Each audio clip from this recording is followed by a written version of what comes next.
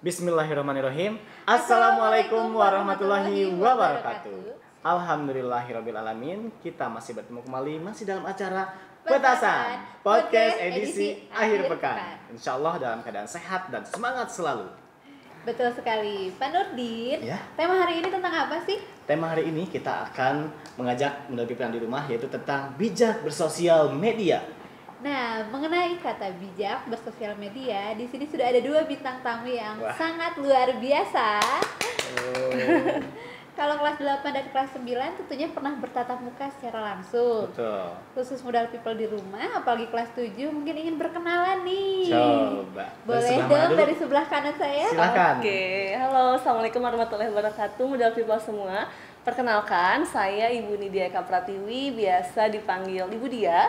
Ibu ngajar mata pelajaran IPA untuk kelas 8 dan kelas 9. Ibu juga wali kelas 9 Al-Batani. Hai 9 Al-Batani. Hai 9 Al-Batani. Mungkin Ananda 9 Al-Batani di rumah udah kangen ya, pengen ketemu Betul. langsung sama Bu Dia. Kemudian di sebelah kiri saya nih Bu Rani akan memperkenalkan diri juga nih. Silakan Pak. Oke, halo Modal People. Assalamualaikum warahmatullahi wabarakatuh. Nama Bapak Muhammad Iqbal Mutakin, biasa dipanggil Pak Iqbal gitu ya. Nah, Bapak saat ini menjadi pendamping di kelas 8 Ibnu Haitam. Halo. Hai kelas 8 Ibnu Haitam. Nah, Pak Iqbal ini bersama Bu Ratna ya kalau tidak salah Bersama Bu ya, Ratna. wali kelasnya Bu Rani, alhamdulillah. Kalau tadi Pak Iqbal sama Bu Ratna, Bu Dia di kelas sama siapa nih? Sama Bu Amalia. Bu Ah, Ami. Bu Ami ya, biasa dipanggil Bu Ami, betul sekali. Mungkin Bu Ami juga sudah nonton ya Iya. di rumah. Alhamdulillah. Nah, untuk tema hari ini tadi adalah bijak bersosial Sosial media. media. Mendengar kata sosial media nih Bapak Ibu, kita tentunya ya tiap hari bahkan tiap menit kadang tidak lepas ya Betul. dari media sosial. Apalagi kalau anak-anak di rumah nih, modal people, dikit-dikit buka Instagram, Bangun ya, tidur. buka TikTok. Ya. Boleh juga sambil ngecek-ngecek kabar temen-temen ya Betul, secara betul. virtual atau stalkingin seseorang juga Nah. ya. Misalnya penelitian ya para pakar Islam mungkin ya. Betul. Bisa. Hal-hal yang bermanfaat tentunya Bu Rani ya. Bu Dia nih, kira-kira bagaimana pandangan Bu Dia mengenai media sosial? Oke, sebetulnya seperti yang tadi sudah disampaikan oleh Bu Nani ya, media sosial itu kan adalah sarana daring di mana kita bisa ikut berpartisipasi dengan mudah, kita bisa mengaktualisasikan diri kita dengan mudah, bisa berekspresi, kita bisa berinteraksi dengan mudah gitu ya, secara virtual tanpa dibatasi oleh ruang dan waktu. Dan benar juga tadi bahwa saat ini media sosial itu sepertinya sudah susah ya kalau dipisahkan dari kehidupan kita sehari-hari karena memang setiap hari banyak aktivitas yang kita lakukan dengan media sosial ini gitu, bahkan penggunanya pun sudah lintas usia kan gitu ya, bahkan ada penelitian tahun 2020 katanya dari sekitar 270 juta penduduk Indonesia itu 175 jutanya pengguna media sosial yang aktif gitu. Nah, kebanyakan itu adalah generasi Y dan generasi Z seperti itu. Karena saking banyaknya yang menggunakan media sosial ini, akhirnya terjadilah pergeseran pola interaksi di kehidupan masyarakat seperti itu. Kebayang ya, ada 50% lebih penduduk di Indonesia yang tidak bisa lepas dari media sosial. Ya. Betul sekali Bu Rani. Tadi yang disampaikan oleh Bu Lydia juga bahwa tadi ada generasi Y dan generasi Z. Nih, tentu modal people di rumah masih bingung nih. Apa sih generasi Y dan generasi Z itu? Sebetulnya generasi Y dan Z itu sebenarnya dilihat dari berdasarkan tahun kelahirannya. Nih, Pak Nurdin, contohnya kayak misalkan generasi Y itu kelahiran dari tahun 1980 sampai 1994 nih, kayak Bapak, Bu Dia, Bu Rani, Pak Nurdin. Nah, itu kita termasuknya ke dalam generasi Y. Nah, selanjutnya generasi Z itu termasuk generasi kalian nih, generasi modal people nih ya. Termasuk kalian yang saat ini mengenyam di bangku pendidikan SMP sekarang nih. Tahun kelahiran 1995 sampai tahun 2010. Nah, seperti itu Pak Nurdin perbedaan antara generasi Y dan Z itu. Betul sekali Pak Iqbal. Tentu itu juga ada perbedaannya ya setiap generasinya ya Bu Dia ya. Oke. Tadi kalau kata Pak Iqbal ada perbedaan dilihat dari tahun lahirnya Tahun ya. lahir. Bapak Ibu nih, karena kita termasuk generasi Y, betul nggak sih kita generasi Y? Iya, betul. Saya Z aja lah. Inginnya ya kayak Inginnya, udah people di inginnya. rumah. Pernah nggak sih Bapak Ibu dulu pas kita zaman kecil, kita tuh ada di rumah, mau nyamper temen, liatnya itu nggak melalui HP tapi lihat sendalnya. Ada nggak Betul. ya dia di rumah? Ngalamin nggak sih kayak gitu? Ayo Ama. Nah, ya. Kayak sendal. Kalau nggak nyamper Rani, ya lihat dulu ada orang nggak, kalau ada sendalnya berarti ada di rumah. Pernah kan ya? Pernah, Iya, pernah. pernah banget. Nah, kira-kira kalau modal people di rumah sama nggak sih? Ya. Kalau sekarang mungkin bisa lewat HP. Iya. Ada di rumah nggak? Lagi di mans ya? Iya. Nah, Yuks, main. yuk Gitu. main. Nih Bu Dia, pasti ada perubahan ya. Yang tadinya kita nyamper ke rumah lihat sendal, Betul. sekarang ngehubunginya lewat teknologi. Kira-kira adakah perubahan pola interaksi seperti apa yang terjadi sekarang ini? Nah, betul yang tadi dikatakan sama Bu Rani, tentu ada pola interaksi yang berubah ya gitu di kehidupan kita. Kalau misalnya Ibu membandingkan antara waktu Ibu SMP dengan kalian saat ini, tentu jauh ya. Tadi salah satu contohnya dikatakan oleh Bu Rani, ketika mau berkunjung ke rumah teman, kita harus sengaja datang gitu ya. Kalau sekarang kan ditanyanya bisa lewat handphone dulu, ada di rumah nggak, bisa via WA gitu ya, chat dulu. Nah, itu adalah salah satu contoh pola interaksi yang berubah. Atau misalnya kalau misal dulu kita mau ketemu saudara jauh itu harus datang gitu ya, bertatap muka langsung, harus datang ke rumahnya, kemudian bergeser, bisa pakai surat nih kalau berkomunikasi, terus bergeser lagi bisa via telepon, kita bisa dengar suaranya tanpa bertemu.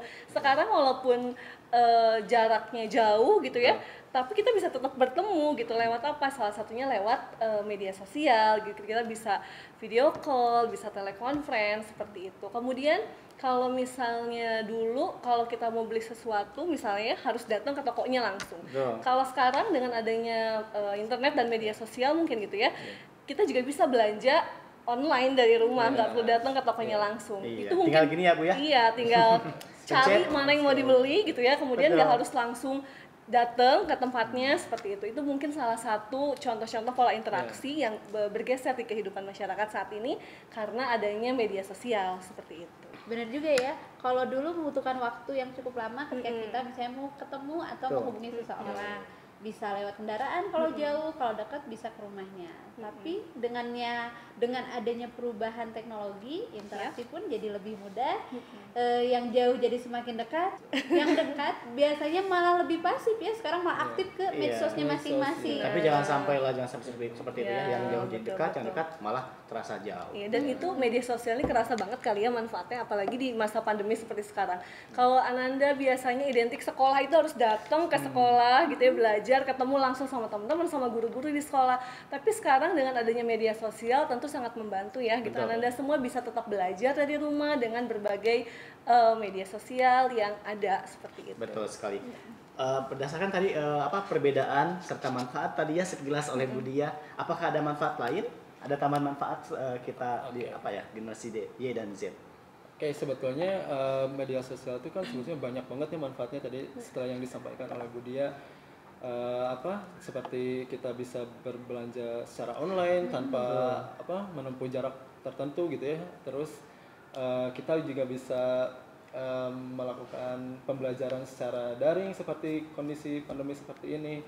Terus seperti tadi ya perubahan kebudayaan, misalkan tadi kata Bu Rani itu kita tuh pengen tahu ada orang di rumah tuh lihat dari sendalnya gitu, sendalnya di depan rumah. Sekarang mah ngelihatnya dari Aktif status atau enggak. status Iya. online-nya Kapan terakhir update? Kalau enggak ada tulisan lagi offline atau enggak. betul. Iya. Nah itu kan media sosial tuh tetap kita juga punya memiliki etika gitu ya dalam bermedia sosial. Kayak misalkan kita tuh misalkan mau mengabari atau memberikan pesan misalkan jam 1 malam misalkan. Wah. Terus misalkan. Udah paling malas banget ya. Kayak di aplikasi sebelumnya ya, PPP gitu ya. Nah itu salah satu hal yang perlu menjadi adanya aturan yang mungkin nanti akan dijelaskan oleh Bu Dia ya, mengenai aturan bermedia sosial. Wah, banyak sekali ternyata ya manfaat yang Banyak sekali. dimiliki kita dalam bermedia sosial ya Bu Rani ya. Tentunya. Nah, karena tadi kita udah jelaskan beberapa manfaatnya, Budal People di rumah juga masih inget kan? Waktu awal-awal pembelajaran life skill kita belajar tentang etika menggunakan WhatsApp. Betul. ada beberapa aturannya di situ. Tapi tidak hanya WhatsApp, ada juga beberapa aturan pada saat penggunaan media sosial nih. Betul. Kita tanya Budia deh, kira-kira apa aja sih Budia aturannya? Biar lebih rinci ya Bu Dia ya. Aduh, lebih rinci. Oke, sebetulnya kan media sosial itu tentu membawa manfaat ya buat kehidupan kita. Tapi kalau misalnya kita tidak bisa mempergunakannya dengan bijak, mungkin akan muncul juga dampak-dampak negatif dari media sosial ini. Makanya memang perlu ada aturan nih bagaimana sih cara kita menggunakan media sosial ini dengan bijak. Nah, di Indonesia sekarang seperti yang Anda juga pasti udah tahu ya, ada Undang-Undang ITE, Informasi Teknologi Elektronik gitu ya. Nah, di dalam undang-undang itu salah satunya mengatur tentang yang namanya interaksi dan transaksi, termasuk bagaimana kita berinteraksi di media sosial seperti itu. Dan yang paling utama nih, aturannya tetap, kita sebagai muslim pedoman kehidupannya tetap Al-Quran dan Al-Hadis. Jadi Quran dan Hadis sudah mengajarkan kita bagaimana bersikap yang baik, maka itu juga harus kita terapkan sekalipun kita berinteraksi dan bersosialisasi di media sosial seperti itu. Keren banget. Jadi meskipun kita udah bisa menggunakan media sosial, tetap harus ada batasannya. Aturannya berani ya. Dengan mengikuti tadi ya, ada aturan yang diatur dalam undang-undang, ada juga pedoman kita yaitu Al-Quran dan Al-Hadis. Nah, berkaitan tentang aturan nih, tentu ada juga hal-hal yang bermanfaat ya. Ini Muda People yang ada di rumah juga ingin tahu bagaimana caranya agar kita dapat bijak dalam menggunakan media sosial sehingga media sosial ini dapat menjadi hal yang bermanfaat untuk kehidupan sehari-hari. Sebetulnya banyak banget ya tips kita bijak dalam bermedia sosial. Pertama, kita tuh harus bisa mengatur waktu dalam menggunakan media sosial. Kadang kan kita tuh ya berani Pak Nurdin, Bu Dia, kalau misalkan kita bermain media sosial tuh kadang kita suka lupa waktu.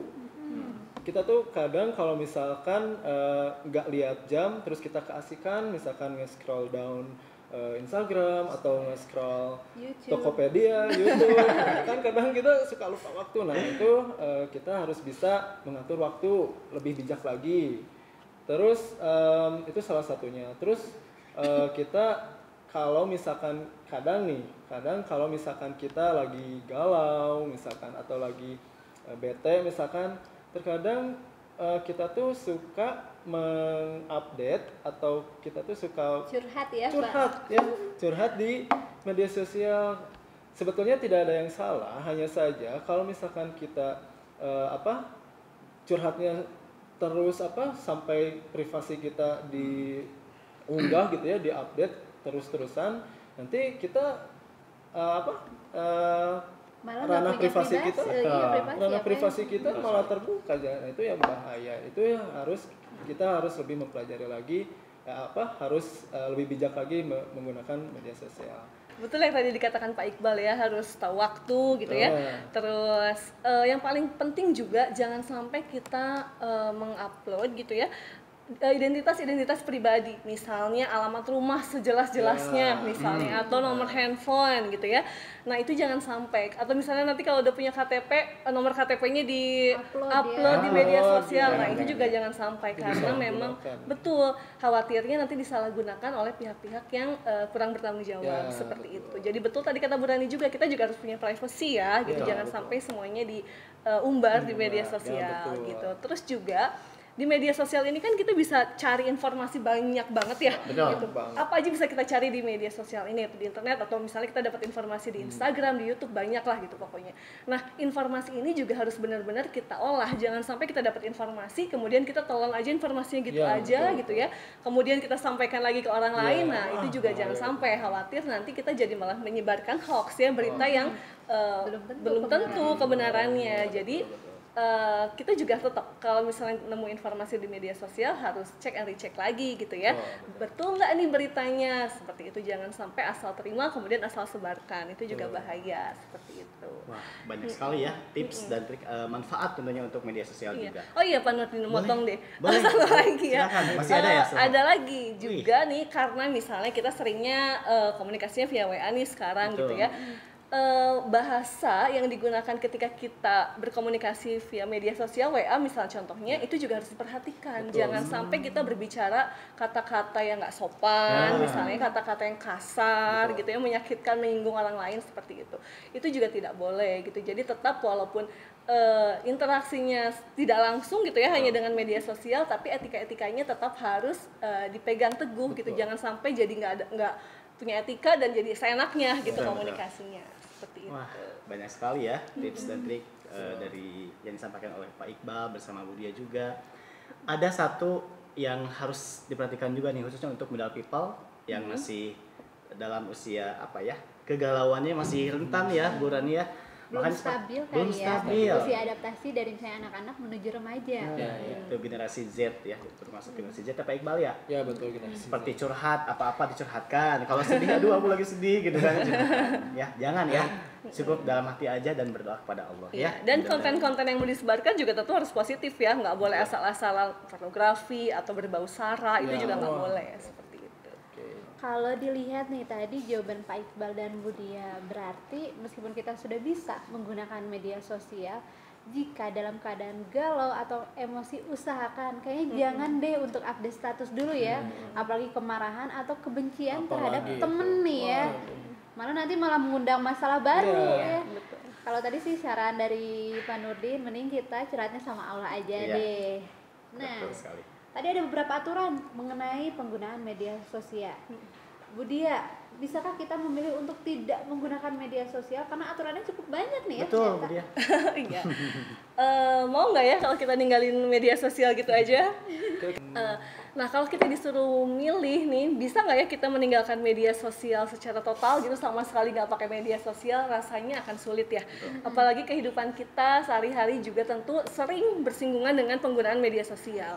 Maka pilihannya mungkin bukan bisa atau tidak kita tidak lagi menggunakan media sosial, tapi bagaimana caranya kita bisa menggunakan media sosial ini dengan baik, dengan bijak, dan penggunaannya sesuai dengan etika-etika yang seharusnya kita lakukan seperti itu.